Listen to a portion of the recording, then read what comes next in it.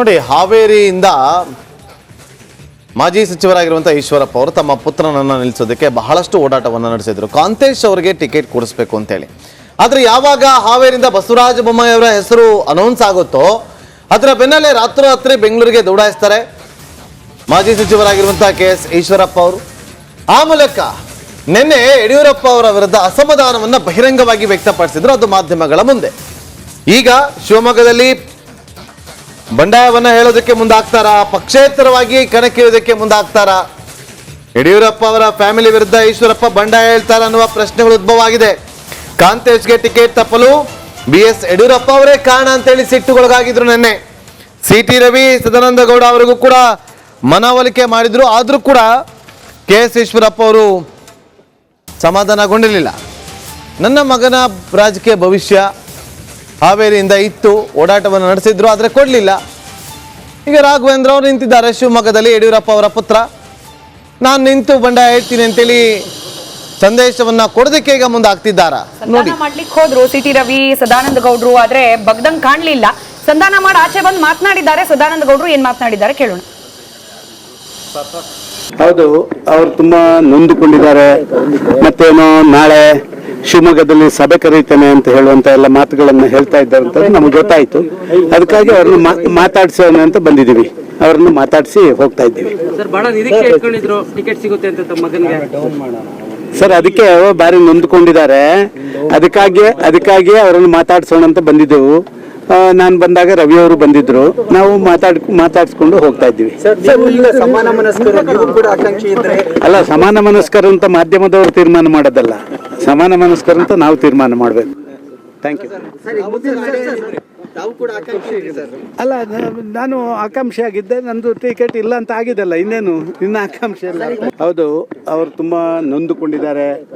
ಮತ್ತೇನೋ ನಾಳೆ ಶಿವಮೊಗ್ಗದಲ್ಲಿ ಸಭೆ ಕರೀತೇನೆ ಅಂತ ಹೇಳುವಂತ ಎಲ್ಲ ಮಾತುಗಳನ್ನ ಹೇಳ್ತಾ ಇದ್ದಾರೆ ಅಂತ ನಮ್ಗೆ ಗೊತ್ತಾಯ್ತು. ಅದಕ್ಕಾಗಿ ಅವ್ರನ್ನ ಮಾತಾಡ್ಸೋಣ ಅಂತ ಬಂದಿದ್ದೀವಿ. ಅವ್ರನ್ನ ಮಾತಾಡಿಸಿ ಹೋಗ್ತಾ ಇದ್ದೀವಿ. ಸರ್, ಅದಕ್ಕೆ ಬಾರಿ ನೊಂದ್ಕೊಂಡಿದ್ದಾರೆ. ಅದಕ್ಕಾಗಿ ಅವರನ್ನು ಮಾತಾಡ್ಸೋಣ ಅಂತ ಬಂದಿದ್ದೆವು. ನಾನು ಬಂದಾಗ ರವಿ ಅವರು ಬಂದಿದ್ರು. ನಾವು ಮಾತಾಡ್ಸ್ಕೊಂಡು ಹೋಗ್ತಾ ಇದ್ದೀವಿ. ಅಲ್ಲ, ಸಮಾನ ಮನಸ್ಕರು ಅಂತ ಮಾಧ್ಯಮದವರು ತೀರ್ಮಾನ ಮಾಡೋದಲ್ಲ, ಸಮಾನ ಮನಸ್ಕರು ಅಂತ ನಾವು ತೀರ್ಮಾನ ಮಾಡಬೇಕು. Thank you. ಅಲ್ಲ, ನಾನು ಡೀಟೇಲ್ಸ್ ಕೊಡ್ತಾರೆ ನಮ್ಮ ಪ್ರತಿನಿಧಿ ಸುರೇಶ್. ನೊಂದುಕೊಂಡಿದ್ರು ಪ್ರೆಸೆಂಟ್ ಟೆನ್ಸ್, ಫ್ಯೂಚರ್ ಟೆನ್ಸ್ ಏನು ಅಂತ. ನೊಂದ್ಕೊಂಡು ಏನ್ ಮಾಡ್ಲಿಕ್ಕೆ ಹೊರಟಿದ್ದಾರೆ? ಕೇವಲ ಈಶ್ವರಪ್ಪನವ್ರು ಮಾತ್ರ ಅಲ್ಲ, ಯಾರೆಲ್ಲ ಟಿಕೆಟ್ ಕೈ ತಪ್ಪಿದೆ ಅನ್ನೋ ಬೇಸರದಲ್ಲಿದ್ದಾರೆ ಅವರು.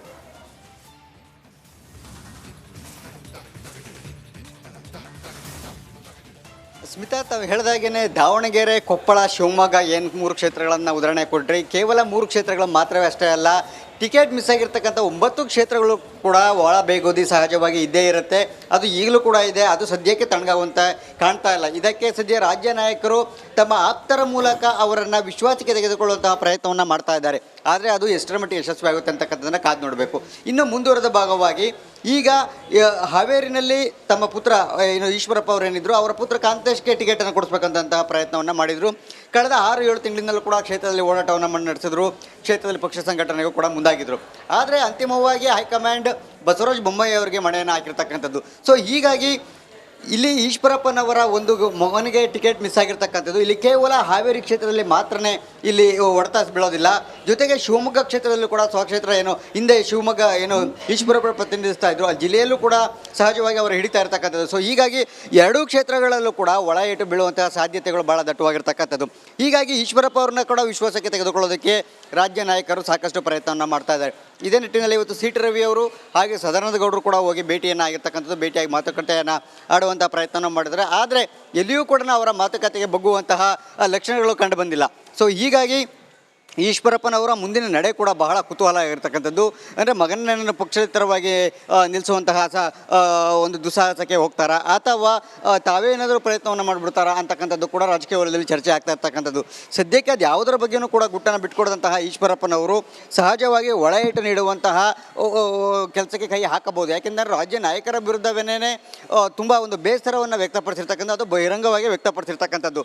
ಇದು ಕೇವಲ 3 ಕ್ಷೇತ್ರಗಳಲ್ಲಿ ಈ ರೀತಿಯಾಗಿ ಆಗಿದ್ದಾದರೆ ಇದು ಉಳಿದಂತೆ ಬೆಂಗಳೂರು ಉತ್ತರ ನೋಡಿ ಸ್ಮಿತಾ, ಏನಾಗಿದೆ ಬೆಂಗಳೂರು ಉತ್ತರದಲ್ಲಿ ಈಗ ಸದಾನಂದ ಗೌಡರಿಗೆ ಟಿಕೆಟ್ ಕೈ ತಪ್ಪಿದೆ. ಸೊ ಸಹಜವಾಗಿ ಸದಾನಂದ ಗೌಡರು ಮೇಲ್ನೋಟಕ್ಕೆ ಪಕ್ಷದ ಹಿರಿಯ ನಾಯಕರ ಒಂದು ಸೂಚನೆ ಮೇರೆಗೆ ಅವರು ಏನು ಸಪೋರ್ಟನ್ನು ಮಾಡ್ಬೋದು. ಆದರೆ ಕ್ಷೇತ್ರದಲ್ಲಿ ಹಿಂದೆ ಅವರನ್ನು ಸದಾನಂದ ಗೌಡರನ್ನೇ ವಾಪಸ್ ಉಳಿಸ್ಕೋಬೇಕು ಅಂತೇಳಿ ರಾಜಕೀಯ ನಿವೃತ್ತಿ ನಂತರವೂ ಅವರನ್ನು ಪಕ್ಷದ ಮುಂದುವರಿಸಬೇಕು ಅಂತ ನಿಟ್ಟಿನಲ್ಲಿ ಅವ್ರನ್ನ ಮತ್ತೆ ವಾಪಸ್ಸು ಚುನಾವಣಾ ಕಣಕ್ಕೆ ಕರ್ಕೊಂಬರುವಂಥ ಪ್ರಯತ್ನವನ್ನು ಮಾಡಿದ್ರು. ಕ್ಷೇತ್ರದಲ್ಲಿ ಶಾಸಕರಾದಂತಹ ದಾಸರಳ್ಳಿ ಶಾಸಕರಾದಂಥ ಮುನ್ರಾಜ್ ಅವರು ಇರ್ಬೋದು, ಹಾಗೇನೇ ಮಹಾಲಕ್ಷ್ಮಿ ಲೇಔಟ್ ಅವರು, ಗೋಪಾಲಯ್ಯ ಅವರು ಇರ್ಬೋದು, ಅಶ್ವಥ್ ನಾರಾಯಣ ಅವರು, ಅಶೋಕ್ ಅವರು, ಮಾಜಿ ಸಿಎಂ ಬಸವರಾಜ ಬೊಮ್ಮಾಯಿ ಅವರು, ಇಷ್ಟು ಜನರು ಕೂಡ ಅವರು ಚುನಾವಣಾ ರಾಜಕೀಯದಿಂದ ದೂರ ಹೋದಂತ ವಾಪಸ್ ಕರ್ಕೊಂಬರುವಂತಹ ಪ್ರಯತ್ನವನ್ನ ಮಾಡಿದ್ರು. ಧನ್ಯವಾದ ಸುರೇಶ್, ಧನ್ಯವಾದ ಮಾಹಿತಿಗಾಗಿ.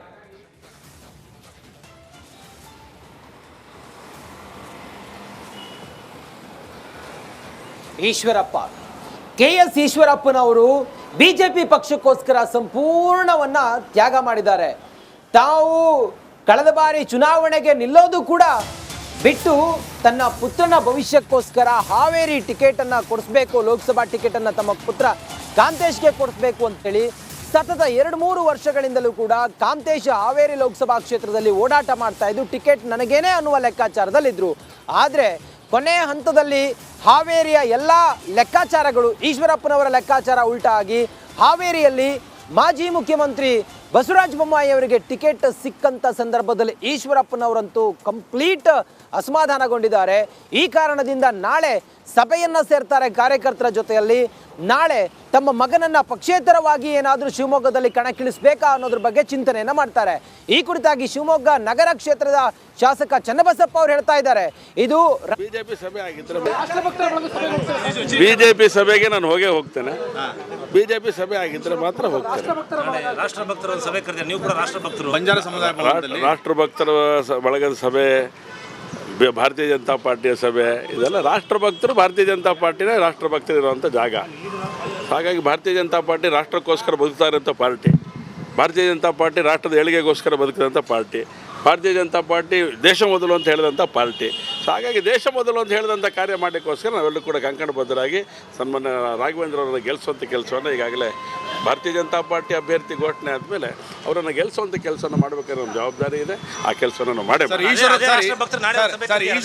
ಈಶ್ವರಪ್ಪರು ಹೇಳ್ತಿರೋದು ನನ್ನ ಜೊತೆಲಿ ಇರೋರು ಅಭಿಮಾನಿಗಳು ನನ್ನ ಜೊತೆ ಬಂದೇ ಬರ್ತಾರೆ.